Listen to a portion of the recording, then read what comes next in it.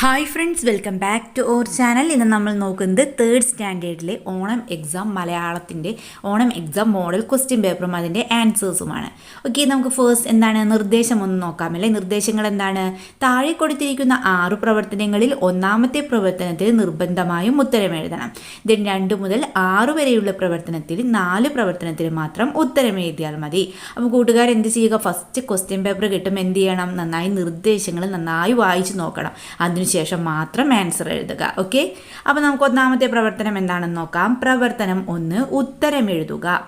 ഗദ്യഭാഗം വായിച്ച് താഴെ കൊടുത്തിരിക്കുന്ന ചോദ്യങ്ങൾക്ക് ഏറ്റവും യോജിച്ച ഉത്തരം തിരഞ്ഞെടുത്തെഴുതുക. ഇങ്ങനത്തെ ഒരു ക്വസ്റ്റ്യൻ തന്നെയായിരിക്കും നിങ്ങൾക്ക് ഫസ്റ്റ് കിട്ടുന്നുണ്ടാവുക, ഫസ്റ്റ് മലയാളം ക്വസ്റ്റ്യൻ പേപ്പറിൽ ഉണ്ടാവുക.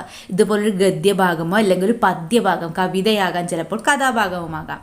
ഇതുപോലെ എന്തെങ്കിലും ഒരു കാര്യം നൽകിയിട്ട് അതിനെ ആസ്പദമാക്കിയിട്ടുള്ള ചോദ്യങ്ങളാകും നിങ്ങൾക്ക് ഫസ്റ്റ് പ്രവർത്തനം എന്ന് പറയുന്നത്. ഓക്കെ, നമുക്ക് എന്തായാലും വായിച്ച് നോക്കാം. ടോൾസ്റ്റോയുടെ മുന്തിരിങ്ങ എന്ന കഥ കൂട്ടുകാർ പഠിച്ചല്ലോ. ഇതാ മറ്റൊരു മുന്തിരിങ്ങ കഥ. നല്ല പഴുത്ത മുന്തിരിങ്ങയുടെ മണം കൊതിയൻ കുറുക്കന് സന്തോഷമായി. അവൻ്റെ വായിൽ വെള്ളമൂറി. അവൻ പമ്മി പമ്മി മുന്തിരിത്തോട്ടത്തിലെത്തി. മുന്തിരിക്കുലയെല്ലാം വളരെ ഉയരത്തിലാണ്. എങ്ങനെ കിട്ടും? കുറുക്കനൊരു എത്തും പിടിയും കിട്ടിയില്ല. കൊതിയാണെങ്കിൽ അടക്കാനും വയ്യ. അവൻ മുന്തിരിക്കുലയ്ക്ക് നേരെ പലവട്ടം ചാടി. എത്ര ചാടിയിട്ടും രക്ഷയില്ല. അവസാനം നിരാശനായി അവൻ സ്വയം പറഞ്ഞു, മുന്തിരിക്ക് ഭയങ്കര പൊളിയാണ്. ഈ കഥ കൂട്ടുകാർ കേട്ടിട്ടുണ്ടല്ലോ, കേൾക്കാത്ത കൂട്ടുകാരില്ലല്ലോ. ഓക്കെ, നമുക്ക് നെക്സ്റ്റ് നോക്കാം.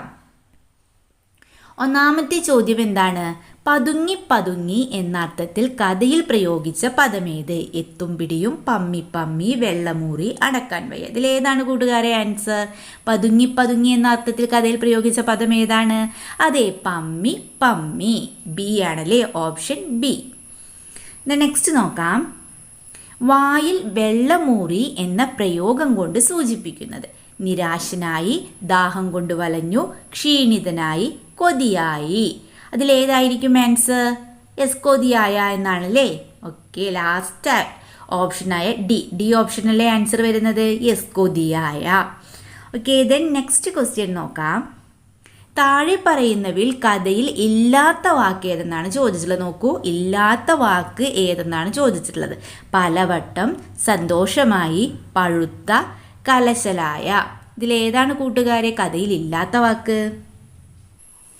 അതെ, കലശലായ എന്നുള്ളതാണല്ലേ. ഓക്കെ, ദെൻ സ്വയം പറഞ്ഞു എന്നതിനു പകരം ഉപയോഗിക്കാവുന്നത്? തനിയെ പറഞ്ഞു, ഉറക്കെ പറഞ്ഞു, പതുക്കെ പറഞ്ഞു, പിറുപിറുത്തു. ഇതിലേതായിരിക്കും സ്വയം പറഞ്ഞു എന്നതിന് പകരം ഉപയോഗിക്കാവുന്നത്? അതെ, തനിയെ പറഞ്ഞു. ഓപ്ഷൻ എ അല്ലേ ആൻസർ. ഓക്കെ, ദെൻ നെക്സ്റ്റ് നോക്കൂ. ഈ കഥയ്ക്ക് യോജിക്കുന്ന പഴഞ്ചൊല്ല് താഴെ കൊടുത്തതിലേതാണ്? എടുത്തുചാട്ടം മിടുക്കു കാട്ടാൻ, എടുക്കുടുക്കെ ചോറും കറിയും, കിട്ടാത്ത മുന്തിരി പൊളിക്കും, എങ്ങനെ വീണാലും മൂക്കുമേലെ. ഈ കഥയ്ക്ക് യോജിക്കുന്ന പഴഞ്ചൊല്ല് കൂട്ടുകാർക്ക് മനസ്സിലായല്ലോ, ഏതാണ്? അതേ, കിട്ടാത്ത മുന്തിരി പൊളിക്കും എന്നുള്ളതാണല്ലേ. എന്താണ് ആൻസർ? ഓപ്ഷൻ സി, കിട്ടാത്ത മുന്തിരി പൊളിക്കും. ഓക്കെ, ദെൻ പ്രവർത്തനം 2 നോക്കിയാലോ. എന്താണ്? പത്രവാർത്ത. കറുകപ്പുൽ മൈതാനത്ത് കാനനോത്സവം നടക്കുകയാണ്. ഫാഷൻ ഷോ, പാട്ടുമത്സരം, നൃത്തം, അമറൽ മത്സരം തുടങ്ങി വിവിധ കലാപരിപാടികൾ അരങ്ങേറി. കുഞ്ഞിക്കുരുവി കലാമേളയുടെ അധ്യക്ഷത വഹിച്ചു. ചിന്നക്കുയിൽ കൺവീനറായി. ഈ പരിപാടിയെക്കുറിച്ച് പിറ്റേ ദിവസത്തെ വനശബ്ദം പത്രത്തിൽ വന്ന വാർത്ത തയ്യാറാക്കുക. പാഠഭാഗ്യത്തെ സൂചനകൾ കൂടി പ്രയോജനപ്പെടുത്തുമല്ലോ എന്ന് ചോദിച്ചിട്ടുണ്ട്. അപ്പോൾ എന്ത് ചെയ്യണം? നമുക്കറിയാവുന്ന കാര്യങ്ങൾ എല്ലാം ഉൾപ്പെടുത്തി വേണം എന്ത് ചെയ്യാൻ കൂട്ടുകാരെ? യെസ്, പത്രവാർത്ത തയ്യാറാക്കാൻ. പത്രവാർത്ത തയ്യാറാക്കുമ്പോൾ നമ്മൾ എന്തൊക്കെ ശ്രദ്ധിക്കണം? യെസ്, എന്താണ്? ഒരു തലക്കെട്ട് നൽകണമല്ലേ. ദെൻ സ്ഥലവും എഴുതണം. ഓക്കെ, ഫസ്റ്റ് നമുക്ക് എഴുതാം. കറുകക്കാട്ടിൽ കാനനോത്സവം.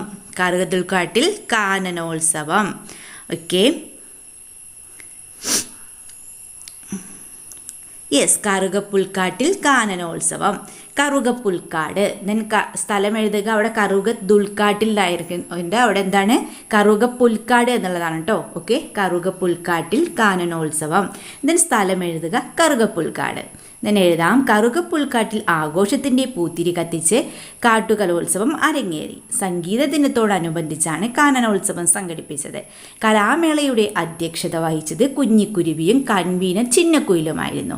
ഫാഷൻ ഷോ, നൃത്തം, അമറൽ മത്സരം തുടങ്ങി വിവിധ കലാപരിപാടികൾ നടന്നു.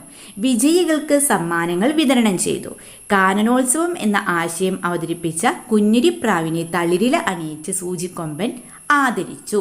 അപ്പോൾ കൂട്ടുകാരെ എന്ത് ചെയ്യുക, ഇതുപോലൊരു പത്രവാർത്ത തയ്യാറാക്കുക. ഓക്കെ, ദെൻ നെക്സ്റ്റ് ക്വസ്റ്റ്യൻ നോക്കൂ.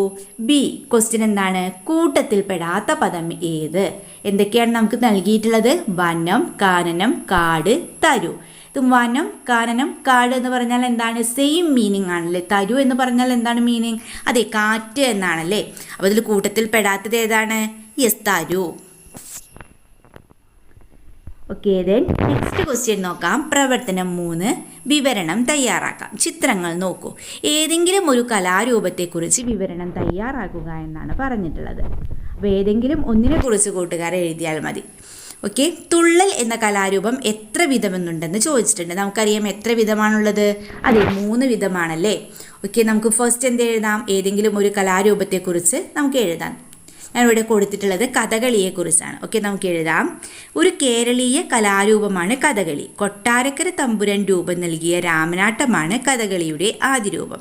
കഥാപാത്രത്തിൻ്റെ സ്വഭാവം അനുസരിച്ചാണ് കഥകളിയിലെ വേഷവിഭജനം. പച്ച, കത്തി, കരി, താടി, മിനുക്ക് എന്നിവയാണ് കഥകളി വേഷങ്ങൾ. അരങ്ങുകേളി, തോടയം, വന്ദന ശ്ലോകം, പുറപ്പാട് എന്നിവയാണ് കഥകളിയുടെ ആരംഭത്തിലുള്ള പ്രധാന ചടങ്ങുകൾ. ഓക്കെ, ദെൻ നെക്സ്റ്റ് ക്വസ്റ്റ്യൻ നോക്കിയാലോ കൂട്ടുകാരെ. നാലാമത്തെ ചോദ്യം.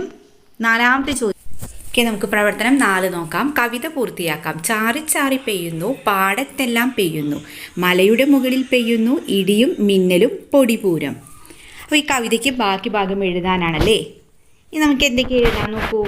4 വരികൾ കൂടി ചേർത്ത് കവിത പൂർത്തീകരിക്കാനാണ് പറഞ്ഞിട്ടുള്ളത്.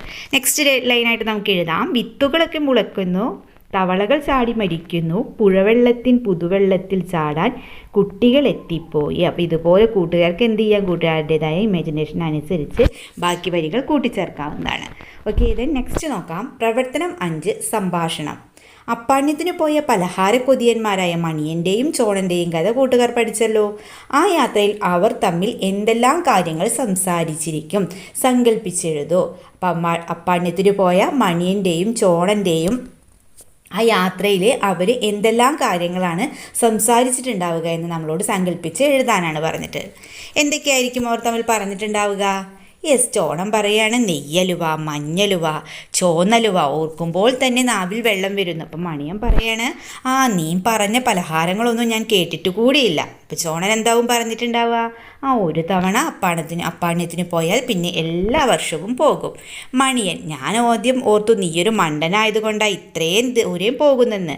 അപ്പം ചോണം പറയാണ്, ഇത്രയേറെ പലഹാരങ്ങൾ രുചിക്കാനുള്ള അവസരം പാഴാക്കിയാൽ അതാകും മണ്ടത്തരം. ഇതൊക്കെ ആയിരിക്കും ചിലപ്പോൾ അവർ സംസാരിച്ചിട്ടുണ്ടാവുക അല്ലേ.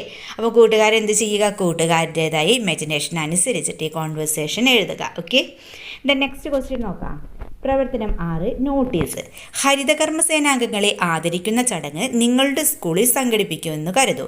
ഈ പരിപാടിയുടെ നോട്ടീസ് തയ്യാറാക്കാനാണ് നമ്മളോട് പറഞ്ഞിട്ടുള്ളത്. അപ്പോൾ നോട്ടീസ് എങ്ങനെയാണ് തയ്യാറാക്കേണ്ടതെന്ന് കൂട്ടുകാർക്ക് അറിയാമല്ലോ. ഓക്കെ, നമുക്ക് ഫസ്റ്റ് എന്ത് എഴുതാം? യെസ്, ഹരിതകർമ്മ സേനാംഗങ്ങളെ ആദരിക്കുന്നു. നെക്സ്റ്റ് നമുക്ക് എഴുതാം.